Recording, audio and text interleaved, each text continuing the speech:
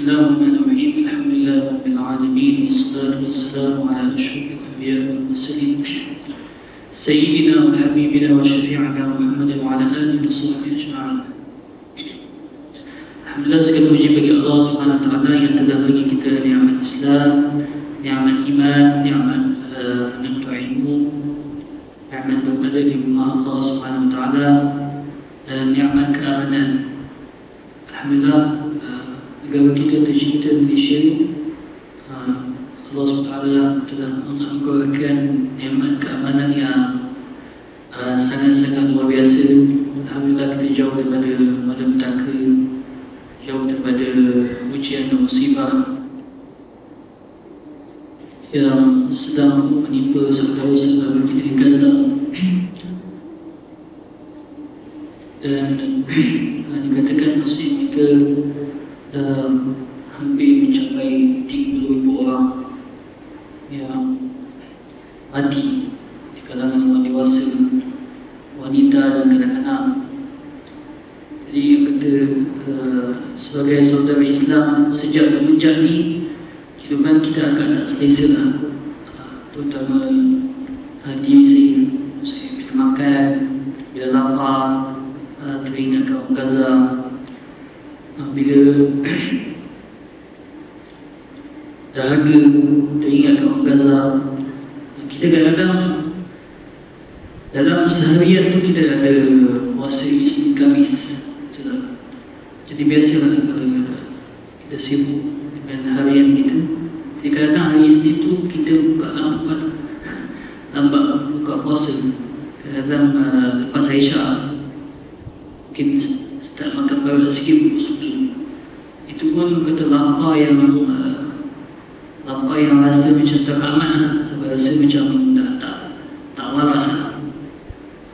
Jadi kita pun rasa macam biasanya orang lapar ni cepat marah. Jadi macam mana dengan saudara-saudara kita kat Gaza, 2-3 hari tak makan. Kalau jumpa makan pun ada sepuluh kurma biskut. Alhamdulillah, kita tak puji macam tu lah. Kalau kita dipuji macam tu, Wallahu'alam. Mudah-mudahan Allah SWT angkat ujian kepada saudara-saudara kita di Gaza, insyaAllah. Cuma para ulama beritahu, kita jangan menyangka keadaan saudara kita yang sedang ditindas, mati dalam keadaan syahid, sebenarnya mereka kalah. Tak, sebenarnya mereka yang menang. Siapa yang mati dalam Islam, mati dalam La ilaha illallah Muhammad Rasulullah, itulah kemenangan yang paling besar. Betul. Kalau tak, Nabi Zakaria, Nabi Yahya dibunuh. Betul. Dalam keadaan mereka kata berdakwah kepada Allah SWT, menegakkan agama Allah, mereka dicari, disuruh, sampailah mereka dibunuh. Nabi Yahya AS dipenggal kepada dia. Kemudian kisah Ashabul Ukhdud, orang-orang yang beriman yang campak dalam satu lubang yang besar, dibakar. Jadi adakah mereka kalah? Tak. Yang kalah tu yang menzalimi mereka, yang membunuh mereka. Itu yang kalah sebenarnya. Jadi kita kalau nak ikut ukuran kemenangan kat dunia, memang seolah-olah zahir kita kalah. Betul tak? Kita dizalimi, ditindas. Tapi sebenarnya mereka yang menang. Bahkan mereka mati dalam keadaan syahid. Ada kisah yang lain, seorang sahabat ni berada dalam medan peperangan. Masa tu dia kena hentak, kena cantas dengan pedang dalam peperangan. Jadi disebut Fustura bil Ka'bah. Bila dia kena pedang dalam keadaan dada dia terbelah, badan dia cedera, dia dah dapat rasa kematian dia. Jadi juga Fustura bil Ka'bah, aku dah menang. Kita tengok dia berdarah, mancung-mancung. Sebenarnya dia nak mati dah, apa yang dia menang. Jadi sebenarnya dia dah nampak, mungkin dia dah nampak para malaikat dan nampak tempat di syurga Allah Ta'ala. Jadi jangan kita menyangka orang yang mati dalam Islam, terutama dalam peperangan menentang musuh Allah ni, mereka kalah. Tak. Sama ada mereka menang kat dunia, dapat kalahkan musuh, ataupun mereka menang dengan sebenar-benarnya, itu menang di akhirat. Betul. Kita berada ni tak lama lah sebenarnya. Saya dan tuan umat Islam ni hidup 60-70 tahun. Betul. Jadi kira-kira balik ulama sebut kita seolah hidup macam Syekh Ali Jumaah Hafizahullah beritahu 1.5 minit. 1.5 minit kalau nak bandingkan umat-umat terdahulu. Kalau yang panjang sikit sampai 100 tahun, tambah sikit lah. Dia seolah hidup 3 minit. 3 minit itu pun macam-macam ujian. 1.5 minit, 3. Ya, sebab umat-umat terdahulu, umat-umat lepas Nabi Adam, Nabi Nuh AS, budak orang dah start remaja, umur dia 300, 400. Tuan-tuan faham tak? Budak orang nak start meningkat, orang nak masuk alam dewasa ni, dia baru remaja 300-400 tahun. Jadi kita ni alhamdulillah ada apa, orang pakcik, tuan-tuan haji semua dah meningkat usia. Tapi nak bandingkan umat-umat terdahulu, kita ni macam tak ada apa.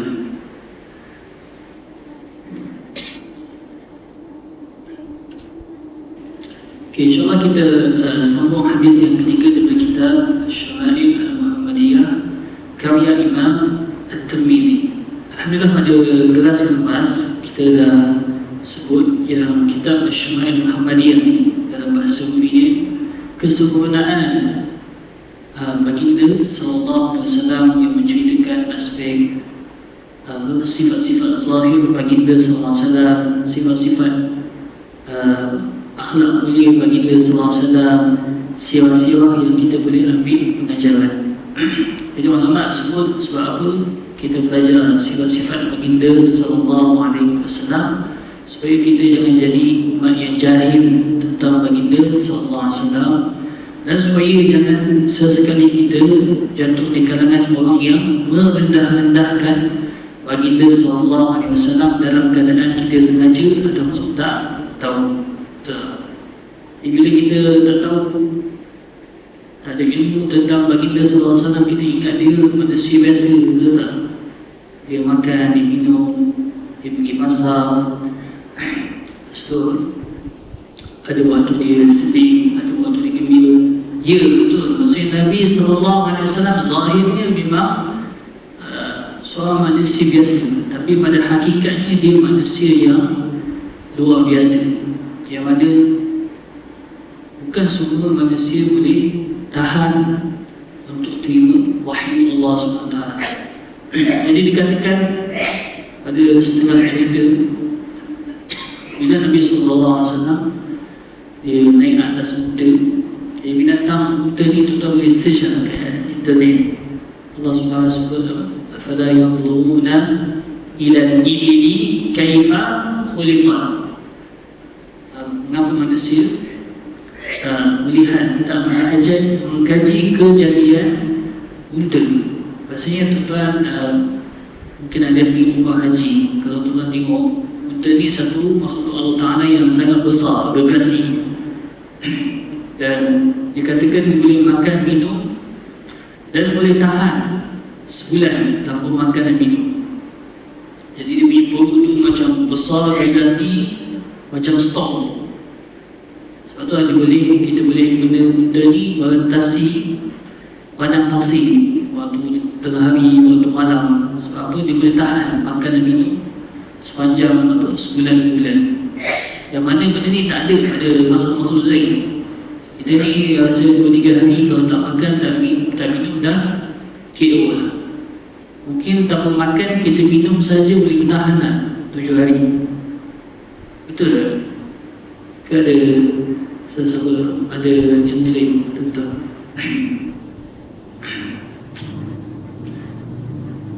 jadi ulama beritahu itu tujuan kita belajar tentang sifat-sifat baginda sallallahu alaihi wasallam. Sebab apa? Nanti ada pula orang cakap, apa nak belajar tentang sifat-sifat Nabi ni? Tak apa, berapa tinggi dia, adakah Nabi SAW warna coklat, warna putih, bagaimana keadaan rambut baginda SAW? Tak. Para sahabat radhiyallahu alaihim, mereka kalau boleh, Muhammad sebut, kalau boleh dia nak ambil gambar kita. Betul tak? Dia nak ambil gambar, kalau zaman kita ni pun gambar digital lah, betul? Ambil kamera ni, ambil gambar. Ataupun kalau zaman-zaman dulu tu gambar yang boleh cuci tu. Tapi para sahabat radhiyallahu tak ada itu zaman dulu. Yang mereka boleh gambarkan hanya kata perkataan, ungkapan sahaja. Betapa indahnya, betapa cantiknya baginda sallallahu alaihi wasallam. Itu pun ungkapan kadang-kadang tak cukup, betul tak? Bila kita bagi tahu seseorang tu cantik, indah, handsome, kita cakaplah kalau sama dan ini betul-betul handsome, segar, tapi ungkapan tu tak cukup. Kita kadang-kadang kita kena tengok sendiri. Kalau hanya dengan bercakap dah cukup indah, macam mana kalau kita jumpa di hadapan? Ya, subhanallah, kata kecantikan, keindahan, kecantikan atas kecantikan, keindahan ke atas keindahan. Dan ulama sebut kita belajar tentang sifat, sirah dan akhlak-akhlak baginda sallallahu alaihi wasallam. Sebab itu yang paling utama kita boleh ambil sebagai contoh ikutan dan kita jadikan dalam satu metod dalam kehidupan kita. Jadi itu jelas kan? Sebab kita belajar tentang sifat-sifat Nabi dan sebab kita belajar tentang sirah dan akhlak baginda sallallahu alaihi wasallam. Dua-dua penting.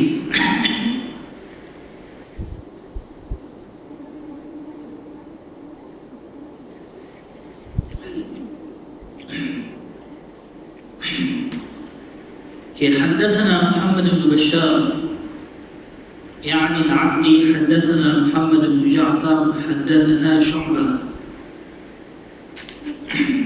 عن أبي إسحاق قال سمعت البراء بن عازب يقول كان رسول الله صلى الله عليه وآله وسلم رجلا مربوعا بعيدا أو بعيدا ما بين المنكبين عظيم الجمة إلى شحمة أذنيه عليه حلة حمراء ما رأيت شيئا قط أحسن منه.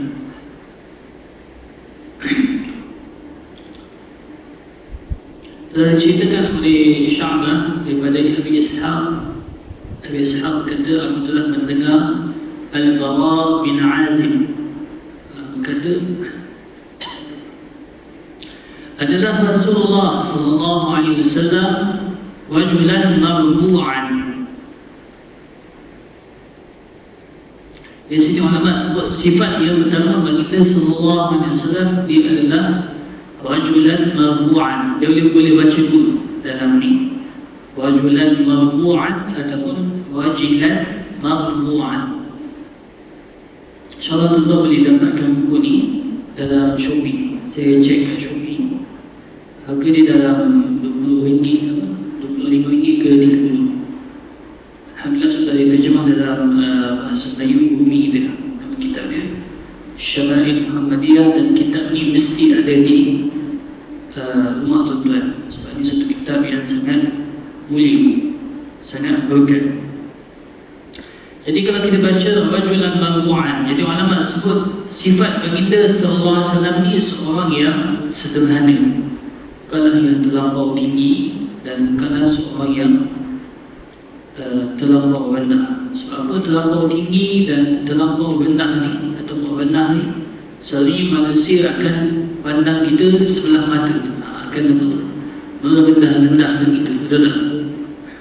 Kalau terlampau tinggi ni dia memang first impression kita boleh tengok ni kita agak trigger. Tapi yang terlampau tinggi ni dia jadi tak cantik sebab apa dia over, betul tak? Tengkuk dia agak panjang, mungkin tangan dia agak panjang sampai ke bawah. Jadi kata struktur tu badan ni pun macam agak luar biasa sikit, tapi dia tak nampak cantik sangat bila dia terlampau over. Tuan-tuan biasa tengok kan yang pemain-pemain basketball di NBA, dia ni manusia-manusia yang bukan biasa-biasa, tinggi lain macam, tangan dia panjang lain macam. Jadi bila dia bawa bola, dia boleh dengan badan dia yang tinggi, dengan tangan dia tinggi, dia boleh capai gol. Ni tuan-tuan macam tempat kita nampak ni projector ni, dia boleh lompat tangan dia boleh sampai sini. Kalau saya ingat tuan-tuan yang tak sampai kan, dia punya gol tu.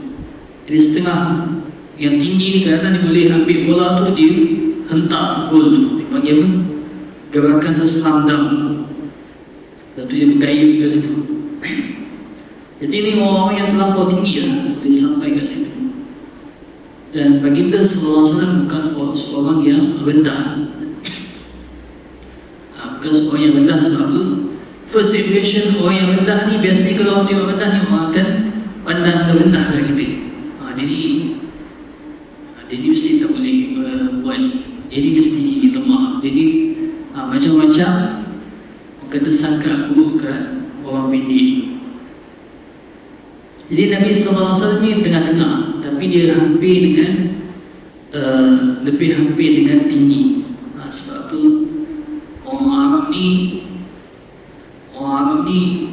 badan-badan dia besar, badan dia, bidang dia, tulang belikat dia besar-besar. Jadi sesuai dengan baginda sallallahu alaihi wasallam, kalau baginda sallallahu alaihi wasallam seorang yang rendah sangat, takut-takut akan dipandang rendah oleh orang-orang Arab pada zaman itu.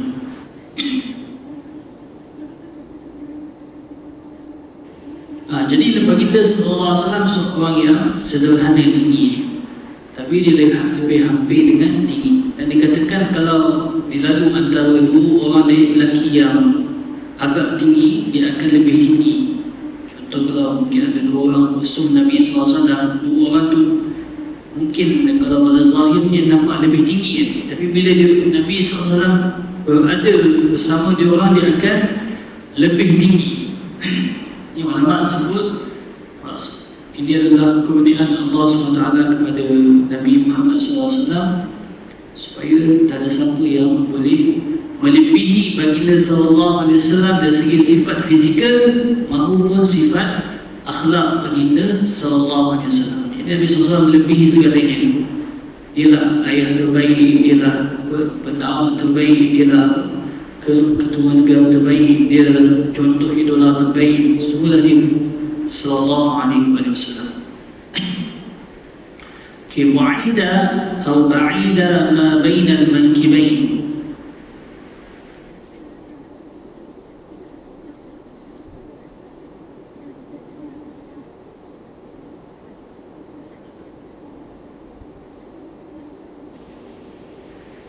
Jadi sini ulama sebut baginda sallallahu alaihi wasallam mempunyai, orang kata apa, dua bahu ataupun bidang yang lebar, luas. Jadi sini dia beritahu maksudnya tulang bahu baginda sallallahu alaihi wasallam ni agak besar ataupun jauh sini. Jadi dia sini ke sini ni jauh, maksudnya menandakan tubuh badan baginda sallallahu alaihi wasallam ni agak besar, menunjukkan tulang belikat dia besar. Seorang yang menunjukkan gagah dan perkasa. Tentu biasa tengok kalau orang yang selalu vokal, yang selalu pergi gym, badan berketul-ketul kan, ni selalu besar kat sini ni besar. Jadi macam tu lah tubuh, kata bahagian bahu baginda sallallahu alaihi wasallam. Jadi sini ulama sebut maksudnya kata lebar bahu baginda sallallahu alaihi wasallam ni sesuai tak dengan ketinggian dia sallallahu alaihi wasallam. Sebab apa mungkin kalau setengah orang tu tuan-tuan tengok bila bahu dia kecil, faham? Bila dia bahu kecil, kemudian dia punya tinggi dia pun tak berapa tinggi dan kurus, dia tak nampak berapa cantik. Tuan-tuan biasa kalau tengok orang yang mungkin masuk tentera dan sebagainya, dia ada macam standard kayu ukur untuk jadi seorang askar atau pejuang. Maksudnya badan dia tu agak unik lah.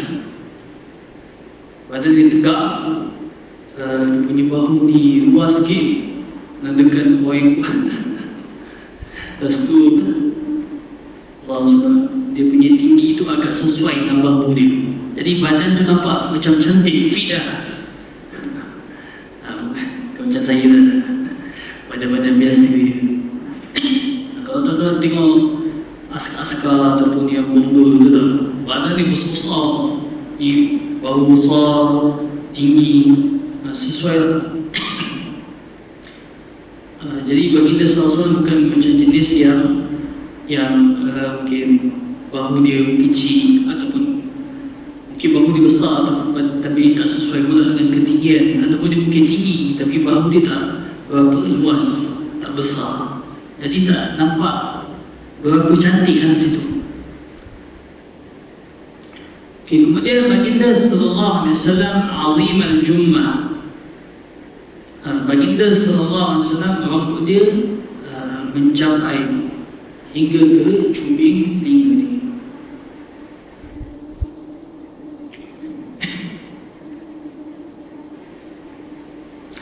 Jadi tuan-tuan boleh ambil perhatian sini satu faedah yang sangat besar tentang keadaan rambut baginda sallallahu alaihi wasallam. Jadi ada setengah keadaan rambut baginda sallallahu alaihi wasallam ni sampai ke cubing telinga, yang pertama. Yang kedua, kadang-kadang dia melebihi cubing telinga, tak sampai bahu. Dia mungkin sini, dia mungkin tengah-tengah, dia mungkin ujung-ujung. Ada keadaan rambut baginda sallallahu alaihi wasallam sampai betul-betul di bahu. Jadi ulama tersebut kebanyakan keadaan baginda sallallahu alaihi wasallam ni dia tak potong rambut dia. Sebenarnya baginda sallallahu alaihi wasallam ni dia memang biar rambut dia. Jadi sebenarnya baginda sallallahu alaihi wasallam ni seseorang yang berambut panjang.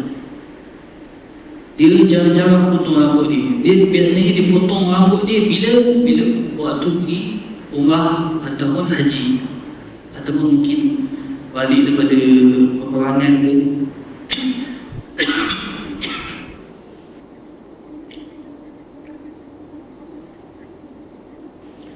Jadi kebanyakan keadaan baginda sallallahu alaihi wasallam adalah berambut panjang, jarang-jarang dipotong, melainkan ada tujuan tertentu seperti pergi umrah ataupun haji. Jadi setiap sahabat ni dia tengok baginda sallallahu alaihi wasallam ni berdasarkan keadaan.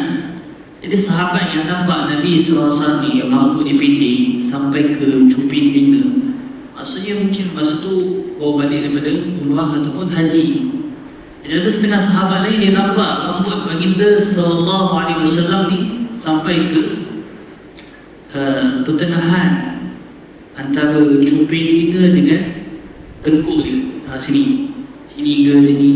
Ada setengah keadaan sahabat ni nampak rambut baginda sallallahu alaihi wasallam ni sampai ke bahu. Jadi itulah keadaan selalunya baginda sallallahu alaihi wasallam berambut panjang. Di sini ulama sebut tak ada masalah kalau kita nak ambil sunnah. Kita ambil sunnah, kita menyimpan rambut, kita simpan panjang sampai ke bahu, tak ada masalah. Tapi dengan syarat, maksudnya betul-betul nak ikut sunnah Nabi SAW. Bukan kita nak terikut trend zaman sekarang, ataupun kita nak ikut mana tak siapa orang putih artis ke. Tapi tuan-tuan faham, Nabi SAW ni berambut panjang dalam keadaan Maksudnya dia ada janggut yang lebat, ada sedikit pisai, betul tak? Dan dia pakai Allah SWT dipakai apa? Dipakai sorban.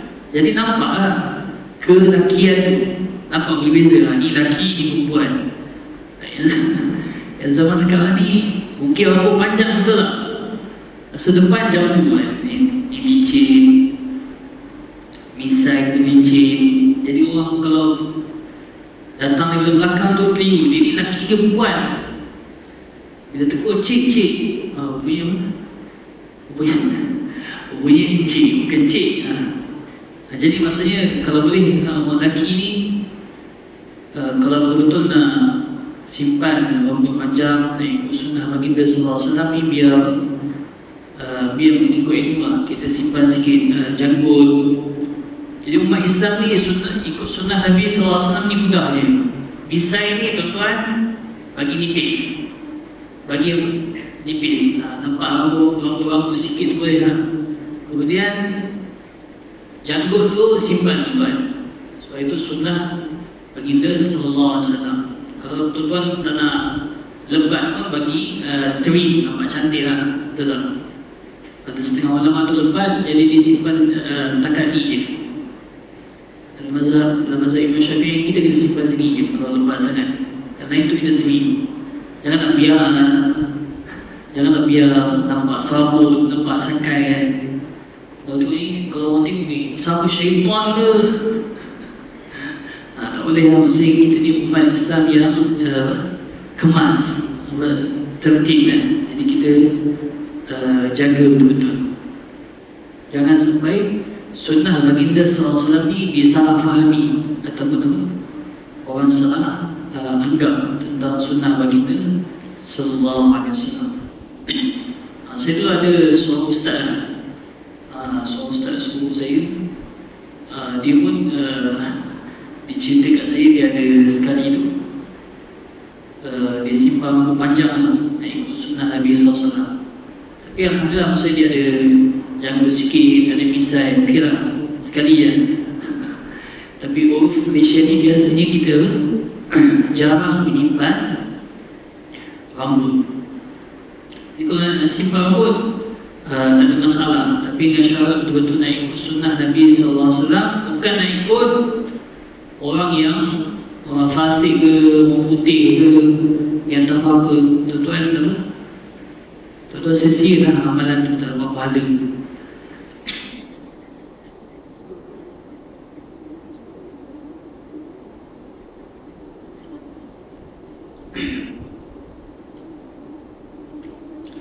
Ini sebenarnya ramai orang muda suka simpan panjang ni. Dan biasanya kalau mengajar di sekolah menengah, mengajar orang muda, saya selalu tanya balik, okay, tak ada masalah nak simpan panjang, tapi nak simpan panjang ni apa tujuan ni?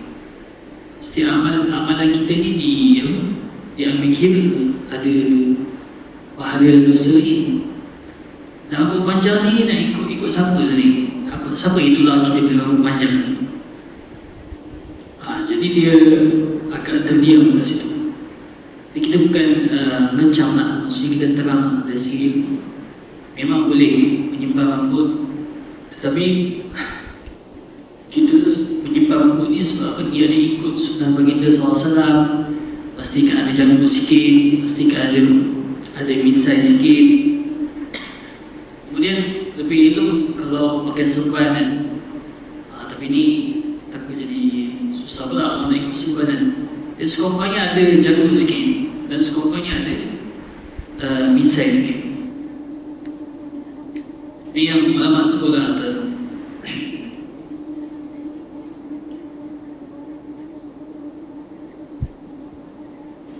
Okay, jadi yang tuan-tuan yang dirahmati oleh Allah SWT, keadaan rambut baginda sallallahu alaihi wasallam yang sampai ke cubit telinga ni dipanggil walaj.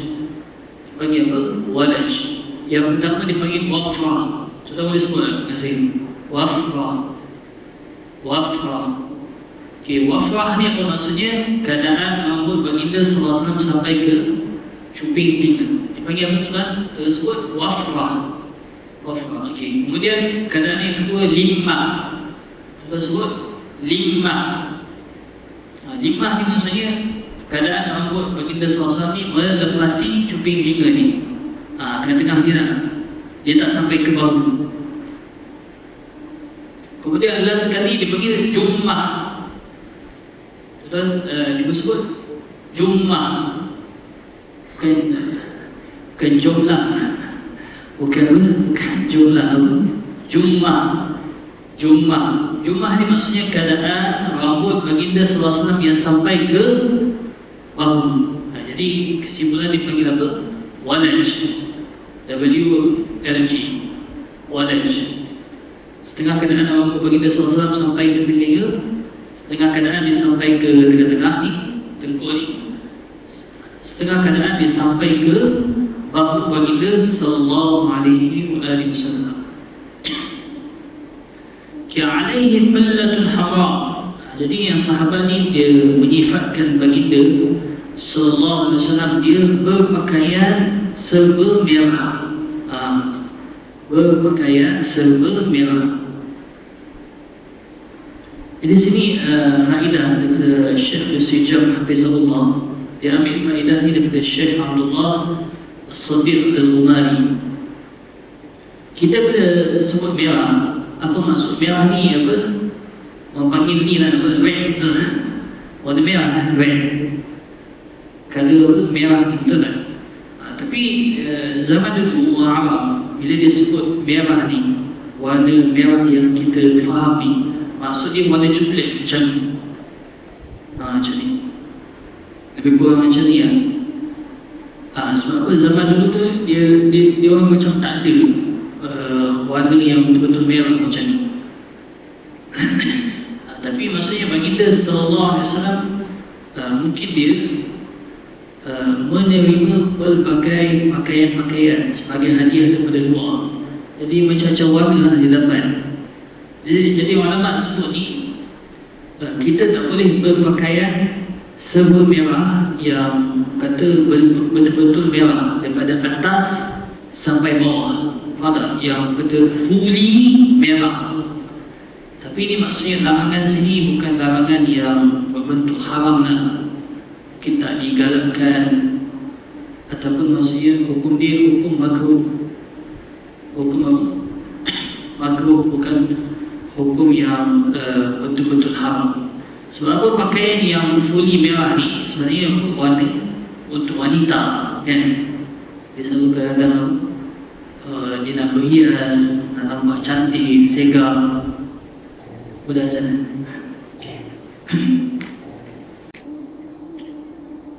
Begitu tu kita sambung sikit. Jadi baginda sallallahu alaihi wasallam, kita dah cerita tentang keadaan rambut baginda sallallahu alaihi wasallam. Setengah keadaan rambut baginda sallallahu alaihi wasallam disampai ke cuping telinga, setengah keadaan disampai ke tengkuk dia, dan setengah keadaan disampai kepada bahu dia sallallahu alaihi wasallam. Kemudian baginda sallallahu alaihi wasallam ni dikatakan dia berpakaian serba merah. Tapi pakaian merah ni ulama sebut tak digalakkan berpakaian serba merah. Contohnya daripada atas sampai ke bawah tu merah semua, yang merah menyala, tak ada langsung garisan putih ke kuning ke. Sebab apa? Warna tu adalah warna yang warna favourite orang wanita, ataupun kita seolah menyerupai wanita. Jadi asalnya kalau kita pakai tu tak ada masalah, bukanlah haram. Tapi kalau kita tujuan kita nak menyerupai wanita, tujuan kita nak menyerupai orang fasik tertentu, memang trend zaman sekarang ni, ni golongan contohnya LGBT, warna tu macam sekarang ni favourite dia orang LGBT pelangi. Memang kita pakai warna tu sebab nak menyokong, nak mendukung fahaman tu. Tak boleh haram. Sebab bukan maksudnya warna tu haram, tapi maksudnya kita nak bertasyabuh, ataupun kita macam nak mengidolakan golongan yang berfahaman sesat ni. Tak boleh.